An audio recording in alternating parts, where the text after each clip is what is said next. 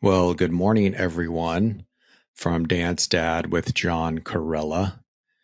And the stage today is going to be more of an audition. So please welcome to the audition, John Corella. It's going to be you and I.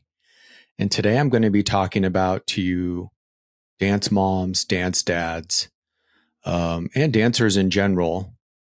This is an 18 and over podcast, but you can use these things for all auditions. But we are now in the season of auditioning for convention scholarships, which I know is a big deal.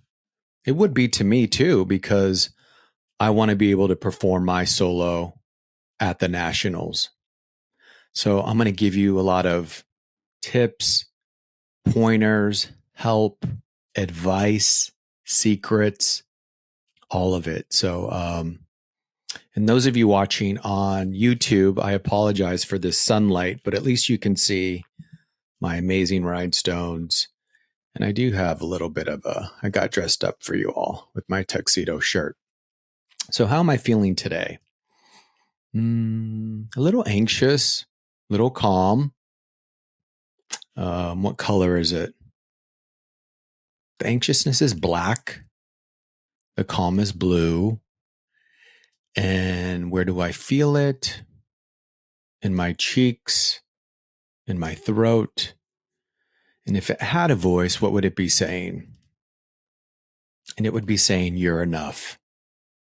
And remember that, moms, dads, and dancers, you are enough. Your child is enough going into this audition. I know these auditions can feel catastrophic, can feel just like they mean so much. So with that starting, I think it's really good to start your kid auditioning from a young age in these convention scholarships. The more they get used to the stage, the more they get used to auditioning, the easier it is emotionally, physically, even the rejection becomes easier. So on that note, obviously starting, it can seem catastrophic to a 7-year-old that they didn't get something and their friend did. But as we know, as adults, it's not. So we are there to comfort them, even as teachers, also teachers, if you're listening, this is something that's going to be really good for you. But we are there to comfort them and be a space for them so they can grow and learn. Because I think I read once that I know at least actors, but I'm sure dancers too. In 1 week, when you're a professional, you have more auditions and AKA interviews than anyone has in their life, in their entire life. So any other business, which is pretty scary, shocking, and comforting to know that these are some big things. So, the more you put them out there, the easier it is to let them know that they are enough, to let them know this is all learning. We are learning how to audition. I'm still learning how to audition. I'm still learning how to have meetings, but you go into each one better. You failed better, which is other things that we've had in the podcast. Auditions are about failing. So, step 1, audition. Be willing to audition. I know, moms and dads, it's really hard for you not to be in there to see your child audition. But know that hopefully their teachers are in there, that are watching them, their friends are in there. But these are things that you can listen to on the way there right now, in the car ride, on the plane, at the hotel. So auditions generally are, I feel like they're usually early, meaning usually early for minis up to seniors, they're later. But the main thing is, when you're there at the convention, be present for all the classes, for all the people teaching. We want to do that for our dancing. So this is the other hard thing. These are things to really help us be calm, to show us how to audition and to dance well. Again, we have no control over who gets the scholarship, over who. It's similar to the stage. So we don't want to enter through the back door of thinking, I'm going to do these things so I get the scholarship. We do these things to create a safe space so we can dance comfortably to our fullness, perform, be calm. We always perform better from a place of calm. But look, like today, anxiety can still be in there. So, reminder, it's not black or white. So, you learn, you are present in the classes, because a lot of the times those teachers are using stuff from their classes in the audition. I know sometimes they actually will put a spot in it and say, we're going to learn this number, but sometimes they don't. So just stay present. Also, those that are picking, see how you are. I know for me, I will watch and make sure I see how dancers are throughout the weekend, because sometimes the kid who is the most focused and eager and present and kind and works hard will get a scholarship over someone who is technically a better dancer, because we see their love for it and we want to honor that. That's what scholarships do. They honor the attitude and the dancing.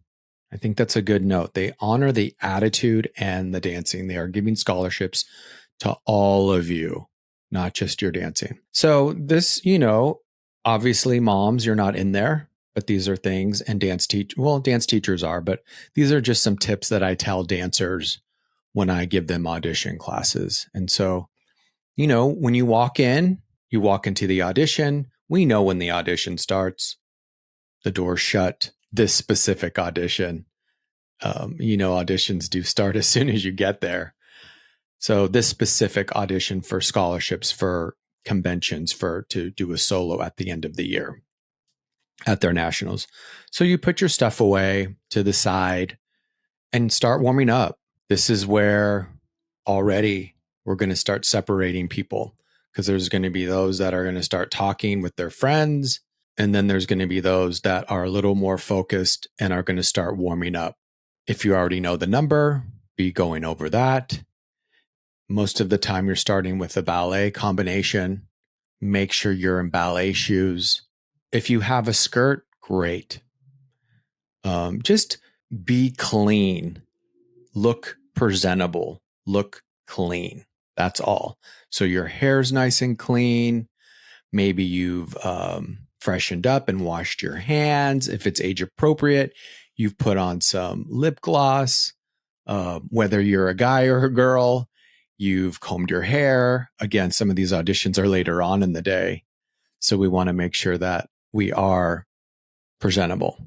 Your costume, you're not your costume, but your dance wear is clean, and you have ballet shoes. And obviously, if you don't have ballet shoes because of economics, wear your jazz shoes. Again, not life or death. This is not life or death when it comes to things like that. We all can be clean and look presentable, but when it comes to dance wear, another thing too, I like to say is, especially for girls, there's so many, and guys, you can do this too. Even those that are non-binary, you can do this as well.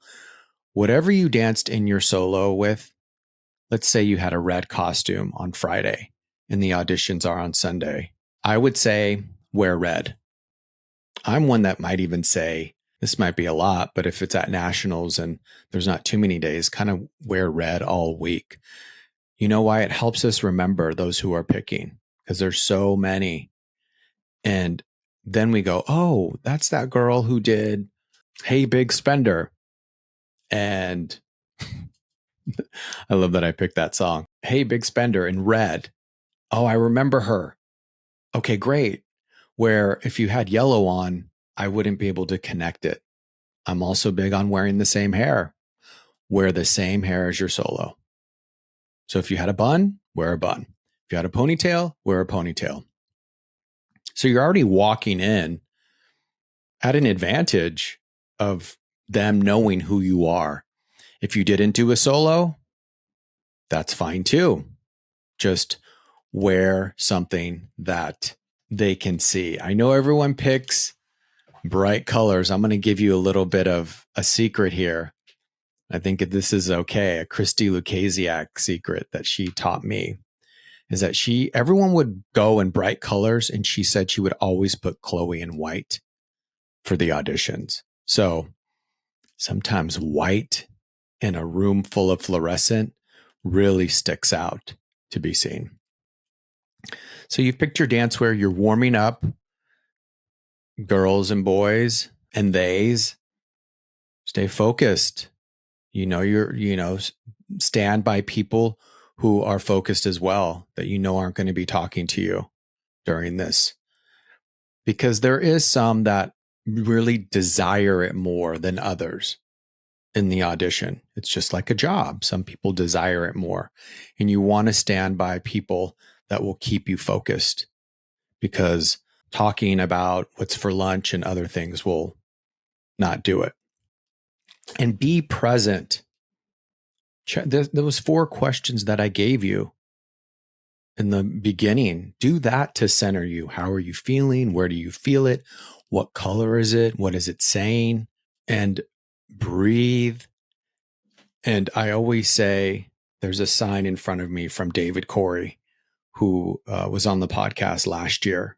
And it says, the ability to ground yourself is the stability that allows you to take chances to discover rather than only present. So auditions kind of are like a stage performance, meaning we prep for it, and then we get there when it's time to audition, and we let go, we discover.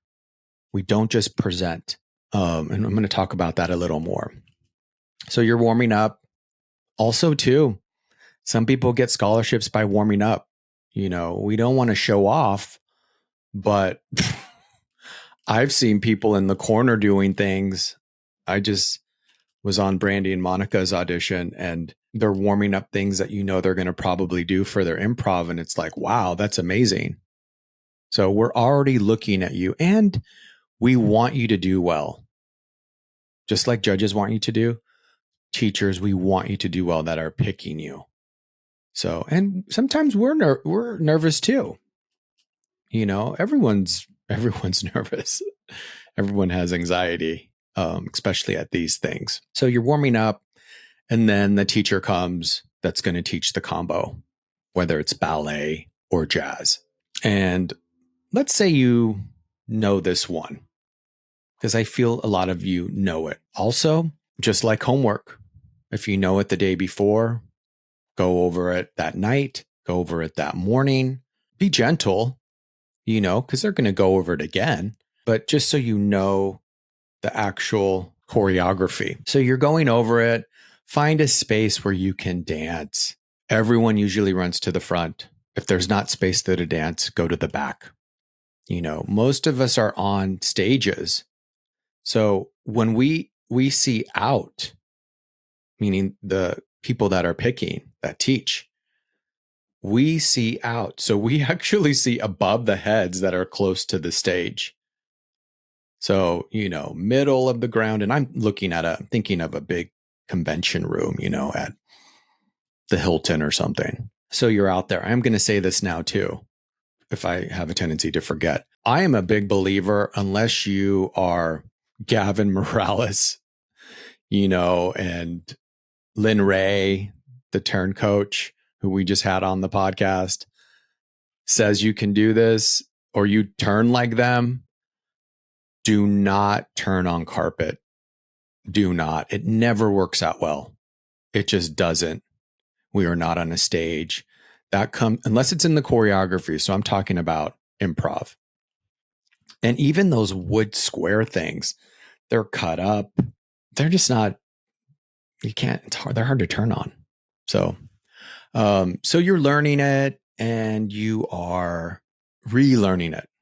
Now, if you have an honest question, ask it. It's all, if your instinct, your spirit, your guide is telling you to ask it, and you're confused about something, ask it. Or also ask the other people that are focused the other people that are going through this. Remember, you're in a room of people that are going through it with you, which can feel comforting.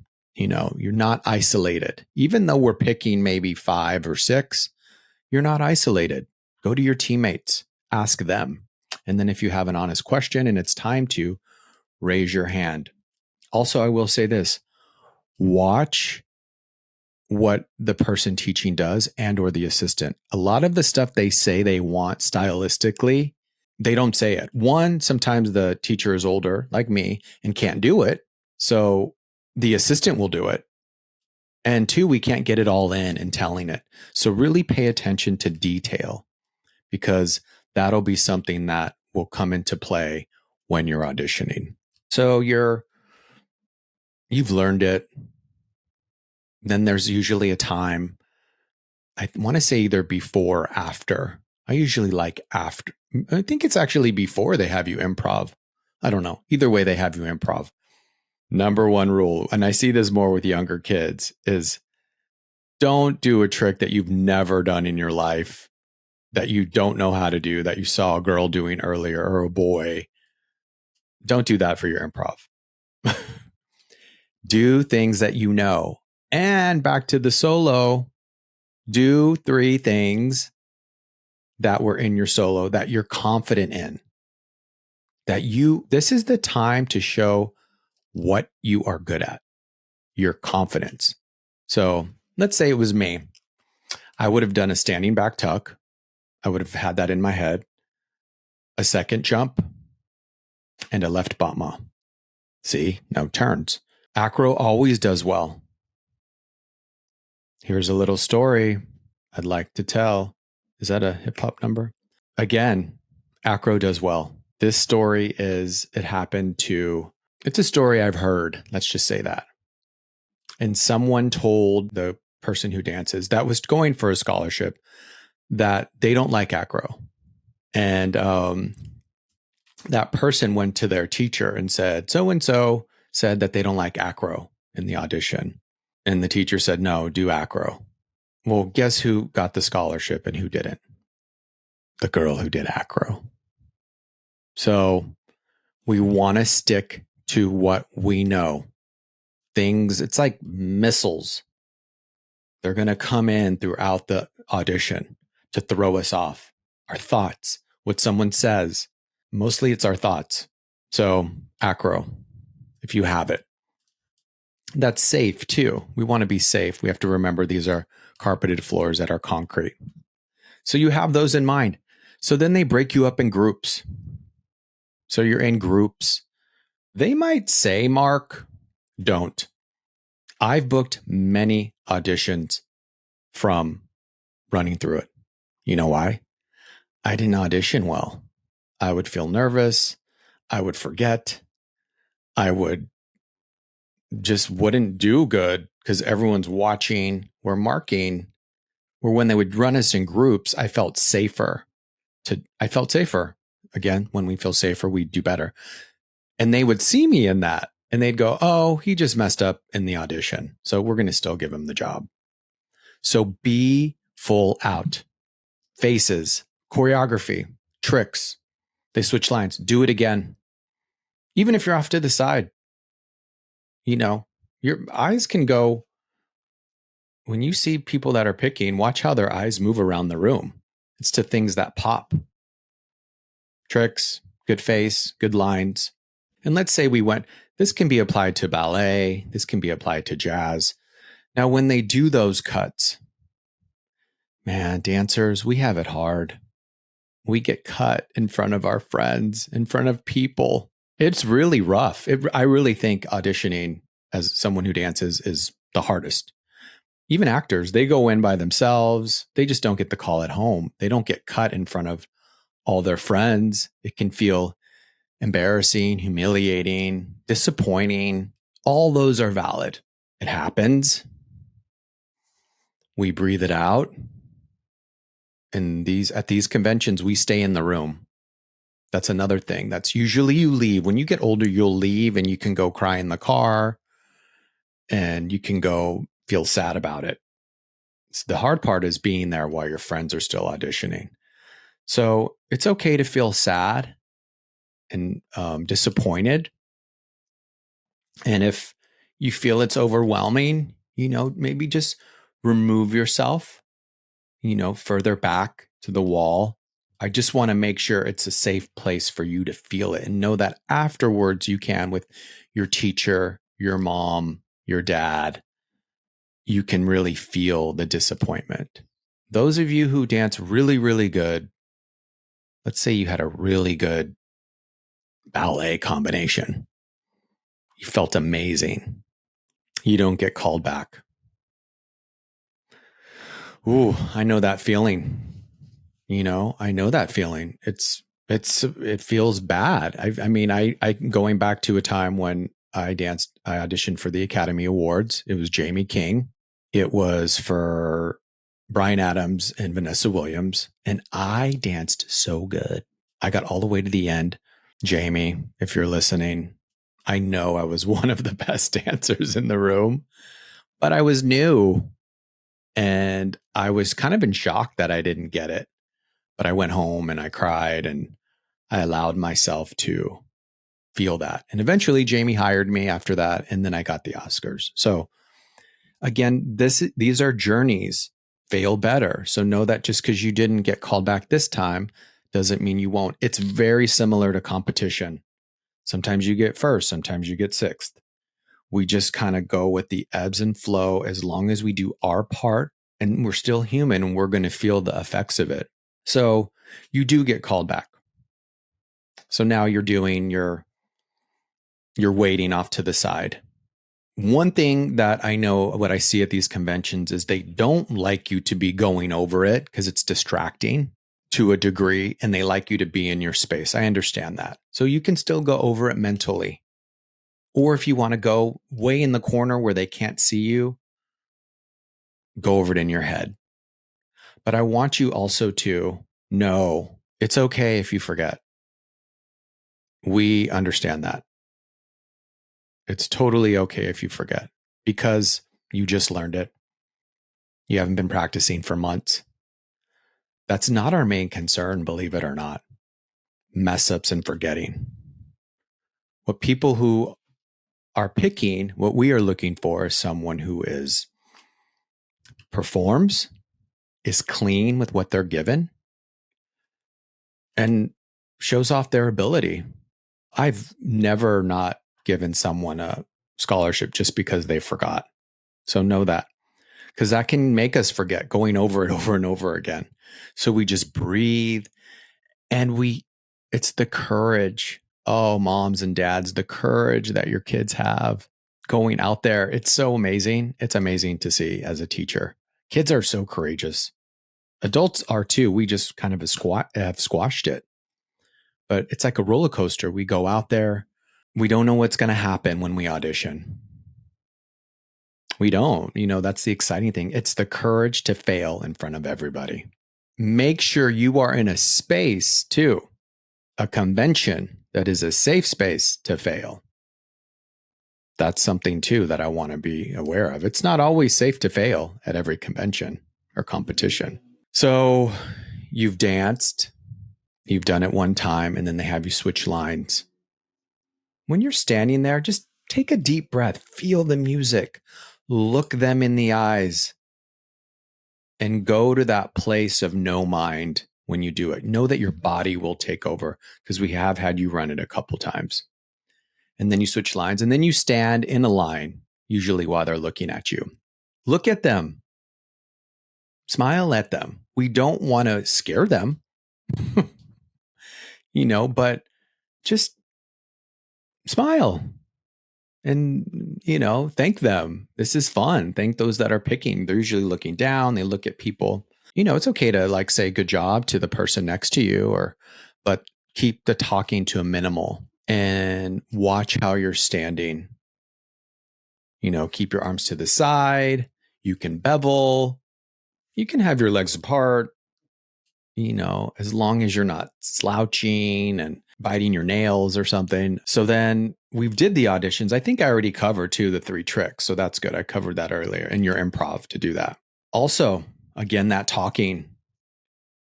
Make sure you're standing by people who are focused, because I've seen people who have not gotten scholarships because they have talked and they were good dancers. Also, too, if it's from ballet to jazz, switch your shoes, of course, or dance barefoot. I'm not a big believer in socks. They're slippery, especially on that wood floor. For stage, they're fine. So you've done all that. You've seen all the groups go. And I'm going to say, yeah, they announce at the end. So you're off to the side and they announce and you get it or you don't get it. I think we've covered that. So you're there, you're in line. Let's say you got it. Amazing. You get to do your solo. The audition's over. Everyone, if you feel called to, go up and thank them. In this day and age, I know for me, I'd rather a fist pump rather than a handshake. So rather than making it awkward for the person, because we come into contact with a lot of kids, is maybe just do a fist pump or even just say thank you. Thank you so much for this opportunity. And then you go out of the room and then you can jump up and down. You can cry with your mom. You can just be content. Hey, I did a good job. I didn't get it. What I do tell some people to do, some that I have taught in the past, is, go to multiple of these conventions. You all seen that. I don't really have to tell you that because I think you see people that do that. But it's so the combination, really, and how they audition. So understandably, those who economically can't or don't have that advantage, but maybe someone at the studio who went, have them teach it to you. Again, it's a team effort. So these are all auditions, tips for convention scholarships, because we are now there. It's November and it's going to be happening more and more. Make sure you're hydrated. Make sure have a snack. That's something too. I'm not one that likes to eat a lot before I audition. Usually they're before lunch anyway, but have something. I wouldn't eat a full meal right before, but have a snack, have some water, and be gentle to all of it, because sometimes you're going to get the scholarship and sometimes you're not. And if you love it, you'll stick with it. You'll stick with it because you want to be on that stage and feel that going for the national title, whatever it's called. And if you don't get it, go back to technique, go back to your classes. These are audition tips to keep you calm and to show off your best. But if you could follow all these things and still not get it, and maybe look at, is it your technique? Most of the time it's technique. I will say that. So take more technique classes and you will. Just like Lynn Ray said she could get me to do, maybe she didn't say 10 turns, but I promise you will get that scholarship eventually. If you keep working at it, you will. I've just seen it. So I hope that has helped you all. Moms, be a safe space for your kids after. It's hard to see your kid disappointed. I'm not a parent, but as a teacher, we just want to create a safe space for them to feel what they want to feel. If they've done bad, I don't want to say if they've done bad. If they danced bad and they're like, I feel horrible.